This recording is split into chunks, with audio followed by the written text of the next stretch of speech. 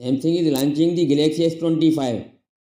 It will come all the premium specifications and features. The Galaxy S25 powered by Snapdragon 8 Elite chipset and a 4.47 GHz octa-core CPU. And storage will be 128, 256 and 512 GB. The RAM will be 12 GB. The smartphone is coming with dynamic LTPO AMOLED 2x touch screen display. Refresh rate is 120 Hz with 6.2 inches display screen size and GPU of 18830, 2600 peak brightness.